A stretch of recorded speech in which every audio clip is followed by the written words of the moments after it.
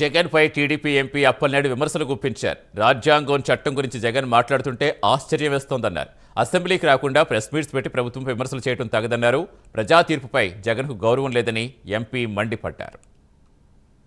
Vaikapa party అధ్యక్షులు మాజీ CM Jaganmohan Reddy గారు మాట్లాడుతున్న తీరు చూస్తే ఆంధ్రప్రదేశ్లో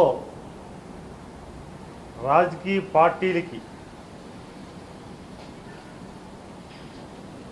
నాయకుడిగా వారు చేస్తున్న ప్రకటన చూస్తే ఆశ్చర్యం కలిగిస్తుంది. ప్రజాస్వామ్యం, చట్టం, ధర్మం,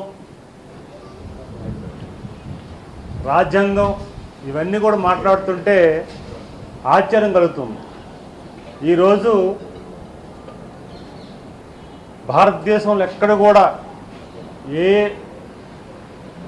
చట్టసభల్లో ఎమ్మెల్యేగా ఎన్నికైన ఏ వ్యక్తి కూడా చట్టసభల్లో రాకుండా శాసనసభ్యులు అక్కడ చట్టసభలో రాకుండా ప్రైవేటుగా వారు మాట్లాడి ప్రభుత్వాన్ని వారు మాట్లాడుతున్న తీరు చూస్తే చాలా హాస్యాస్పదంగా ఉంది.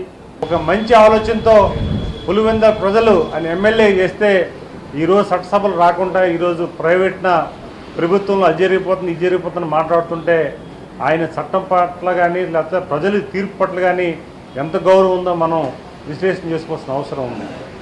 ఆ రోజు మీరే బహిరంగంగా ఒక మాట చెప్పారు. ఆ రోజు ప్రతిపక్ష నాయకుడికి చంద్రబాబు నాయుడు ఉండేటప్పుడు తెలుగుదేశం పార్టీకి 23 సీట్లు వస్తే ఒక 5 సీట్లుగా లాగేసుకుంటే మేము మీ ప్రతిపక్ష వాదా పోతుంది, మీకున్న సెక్యూరిటీ కూడా తీసుకోవచ్చని చెప్పేసి మేము బహిరంగంగా చెప్పారు. దాన్ని కూడా గుర్తుపెట్టాలి.